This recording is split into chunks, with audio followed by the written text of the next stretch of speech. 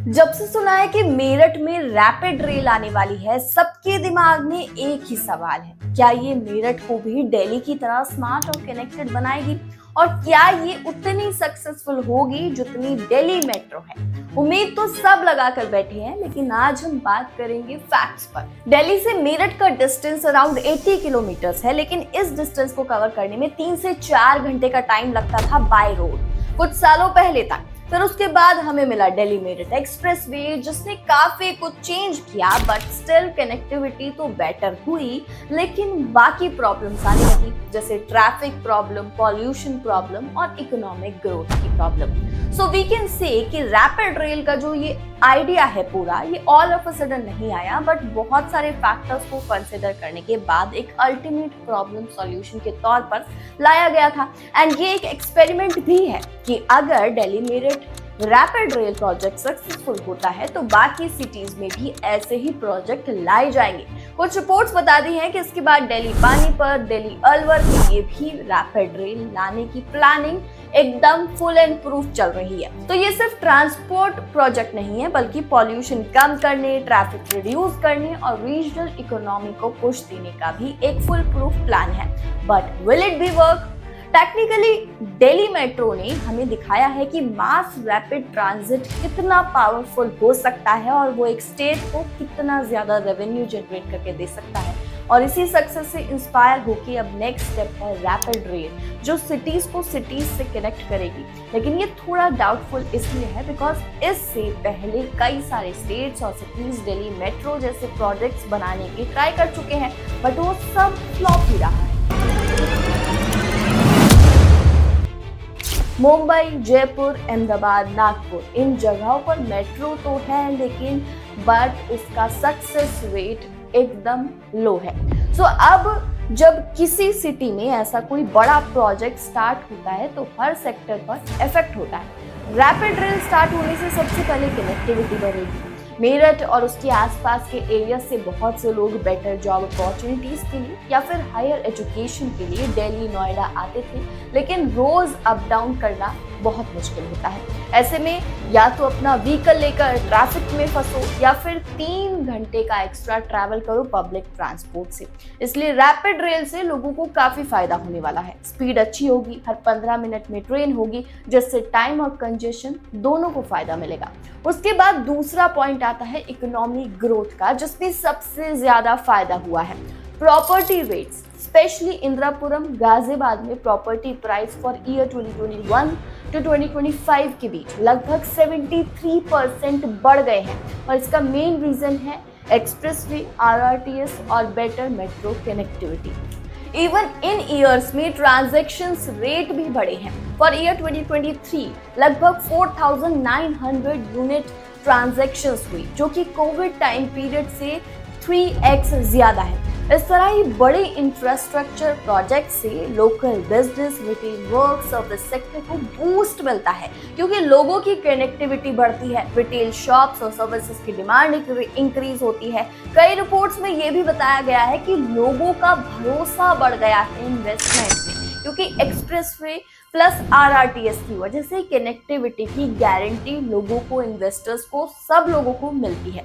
लेकिन मेरठ मेट्रो से पहले कई सारे स्टेट्स इस कोशिश को ऑलरेडी कर चुके हैं, जैसे कि मुंबई मेट्रो 2014 में शुरू हुई। मुंबई मेट्रो अभी तक बहुत कम लाइंस तक लिमिटेड है, जबकि शहर की जरूरत, उस स्टेट की जरूरत बहुत ज्यादा है। मुंबई में आज भी मेट्रो से ज्यादा लोग लोकल ट्रेन में जाते हैं, और मेट्रो सिर्फ थोड़ी बहुत भीड़ कम कर देती है, उससे ज्यादा कुछ नहीं, क्योंकि बहुत सारी लाइंस बनी तक नहीं है, और जो बन गई है वो लोगों को इतनी यूजफुल नहीं लगती, तो एकदम अनसक्सेसफुल हो गया है। बेंगलोर मेट्रो का भी कुछ ऐसा ही हाल है। वहाँ 2011 से चल रही मेट्रो अभी भी पूरी तरह तैयार नहीं है। कई लाइनों पर काम बहुत स्लो स्पीड में चल रहा है। बेंगलोर, जहां का ट्रैफिक वर्ल्ड फेमस है, वहां अधूरी मेट्रो और भी ज्यादा प्रॉब्लमेटिक है। और रिपोर्ट्स बताते हैं कि टीयर 2 सिटीज में मेट्रो कुछ ज्यादा ही अनसक्सेसफुल और सुपर डुपर फ्लॉप रही हैं, जैसे लखनऊ के लिए लाइफलाइन के तौर पर शुरू की गई थी, लेकिन पिछले 5 साल से वो वैसी की वैसी है, फ्लॉप। जयपुर मेट्रो का भी ऐसा ही हाल है। 2020 में जयपुर मेट्रो को 60 करोड़ रुपीस का लॉस हुआ और ये लॉस हर साल पर ईयर बढ़ता ही जा रहा है और पता नहीं कहाँ जाके रुकेगा। तो टेक्निकली ये सारे अनसक्सेसफुल प्रोजेक्ट सुनने में बहुत नॉर्मल लगते हैं, लेकिन इनकी कॉस्ट बहुत ज्यादा बड़ी होती है। लखनऊ मेट्रो के फेज 1B का अप्रूवल कॉस्ट 5,800 करोड़ था ओनली 11 किलोमीटर के लिए, लेकिन 5 साल के बाद भी Lucknow metro had a loss of 195.85 crore, यानी कि ऑलमोस्ट 200 करोड़ का लॉस। और लखनऊ मेट्रो की हालत इतनी खराब है कि वो 3,500 करोड़ का लोन तक नहीं चुका पा रहे हैं जो उसको ही बनाने में लगाया गया था। जयपुर मेट्रो फेज 1 का जो कॉस्ट हुआ था वो 2,000 करोड़ के तकरीबन हुआ था सिर्फ 9 किलोमीटर के लिए, और जो उसका टोटल फेज 1 का एस्टिमेट था वो 3,100 करोड़ के अराउंड आया था। और जैसे कि मैंने बताया कि 2020 से लेकर 21 तक जयपुर मेट्रो को 60 करोड़ रुपए का नुकसान हो चुका है। सो मेट्रो बनाने में हजारों करोड़ लग जाते हैं, लेकिन जब राइडरशिप एक्सपेक्टेड लेवल तक नहीं पहुंचती और हर साल लॉस होता है तो ये पैसा एक तरह का संक कॉस्ट बन जाता है। मतलब बन तो गया प्रोजेक्ट, पर जिस वजह से बनाया गया था, ट्रैफिक कम करना, सेल्फ सस्टेनेबिलिटी लाना, वो अचीव नहीं हो पाया, यानी कंस्ट्रक्शन कॉस्ट भी एक तरह का लॉस ही बन जाता है। सो सवाल ये है कि मेरठ मेट्रो भी इसी लिस्ट में जाएगी या फिर उसके साथ आने वाली रैपिड रेल कुछ अलग करके दिखाएगी। अब देखो, किसी भी मेट्रो प्रोजेक्ट के फ्लॉप होने के बहुत सारे रीजंस होते हैं, वो ऐसे ही फ्लॉप नहीं हो जाती, क्योंकि बनाने से पहले भी बहुत सारी चीजें कंसिडर की जाती है। तो अब ऐसा क्या हो जाता है कि फ्लॉप हो गया? अब फर्स्ट इसका प्रॉब्लम है ओवर ऑप्टिमिस्टिक प्रोजेक्शन, मतलब किसी एक प्रोजेक्ट से जरूरत से ज्यादा उम्मीद लगा लेना। मेट्रो के डिटेल्ड प्रोजेक्ट रिपोर्ट्स में जो राइडरशिप का एस्टिमेट होता है वो ग्राउंड रियलिटी उससे बहुत कम होती है। IIT दिल्ली और इंफ्राविजन की रिपोर्ट के अकॉर्डिंग ज्यादातर मेट्रो सिर्फ 25 से 35% पैसेंजर ही अट्रैक्ट कर पा रही है जो पहले एस्टिमेट किया गया था उसके कंपैरिजन में। मतलब कि जितने लोगों का हमने सोचा था कि ये मेट्रो यूज करेंगे, उस आइडिया के सिर्फ 25 to 35% लोग ही एक्चुअल में ग्राउंड पर आकर मेट्रो को यूज करते हैं। पुअर फर्स्ट माइल और लास्ट माइल कनेक्टिविटी, अगर लोग इजीली मेट्रो स्टेशन तक पहुंच पाए, नहीं पहुंच पाते तो वो मेट्रो लेने से बचने लगते हैं। सर्वेस में दिखाया है कि नागपुर, बेंगलुरु और जयपुर जैसी जगहों पर स्टेशन तक पहुंचना बहुत मुश्किल हो जाता है राइडर्स के लिए, इसलिए वो मेट्रो यूज करना अवॉइड करते हैं और सेफर साइड के लिए अपना या तो कुछ और पब्लिक ट्रांसपोर्ट यूज करते हैं या फिर अपनी पर्सनल कार या व्हीकल यूज करना बेटर समझते हैं। थर्ड है हाई कॉस्ट वर्सेस लो रेवेन्यू। मेट्रो चलाने का खर्चा बहुत ज्यादा हाई होता है, उसमें मेंटेनेंस, स्टाफ, इलेक्ट्रिसिटी सब कुछ आता है, लेकिन जब राइडरशिप कम होती है तो रेवेन्यू कवर नहीं कर पाता। इस वजह से जयपुर मेट्रो और नागपुर मेट्रो में ऑपरेशनल लॉसेस रिपोर्ट किए गए हैं और ये एक बहुत बड़ा रीजन है किसी भी मेट्रो प्रोजेक्ट के फ्लॉप हो जाने का। मतलब सिंपल बात ये है कि मेट्रो बन जाती है, पैसा लग जाता है, पर अगर लोग यूज कर नहीं पाते तो वो एक तरह का व्हाइट एलिफेंट प्रोजेक्ट बन जाता है। मतलब एक ऐसी कीमती चीज जिसका कोई यूज या प्रॉफिट नहीं है और जिसकी मैन्युफैक्चर कॉस्ट उसको बनाने वाले के ही सर पर चढ़कर नाचती है। अब आप सोच रहे होंगे कि मेरठ मेट्रो या रैपिड रेल हिट होगी या फ्लॉप, तो यहाँ पर दो फैक्टर्स हैं। रैपिड रेल के सक्सेस के चांसेस हाई हैं क्योंकि ऑलरेडी राइडरशिप स्टेडली ग्रो कर रही है, धीरे धीरे जैसे जैसे फेजेस खुल रहे हैं लोग उसको यूज करना शुरू कर रहे हैं।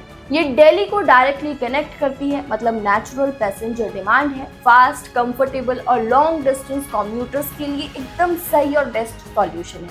लेकिन मेरठ मेट्रो की सिचुएशन थोड़ी अलग है। मेरठ की अर्बन पॉपुलेशन 18 to 20 लाख है और जो दिल्ली या बेंगलुरु के कंपैरिजन में बहुत कम है, और ऑलरेडी रैपिड रेल ही सिटी के मल्टीपल स्टेशंस कवर कर रही है, तो मेट्रो के लिए राइडरशिप ओवरलैप और डुप्लीकेशन रिस्क है।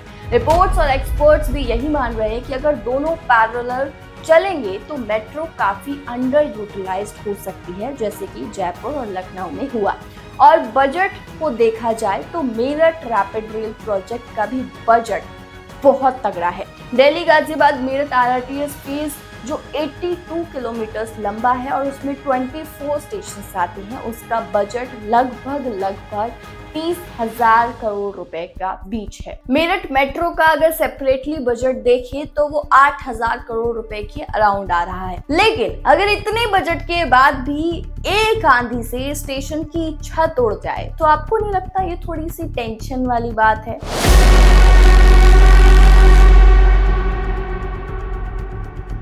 क्योंकि 17 मई 2025 को दिल्ली में आंधी तूफान आया। Delhi Ghaziabad Meerut rapid railway transit system यानी कि आरआरटीएस के अंडर आने वाले न्यू अशोक नगर स्टेशन की छत पेड़ के पत्तों की तरह उखड़कर गिर पड़ी।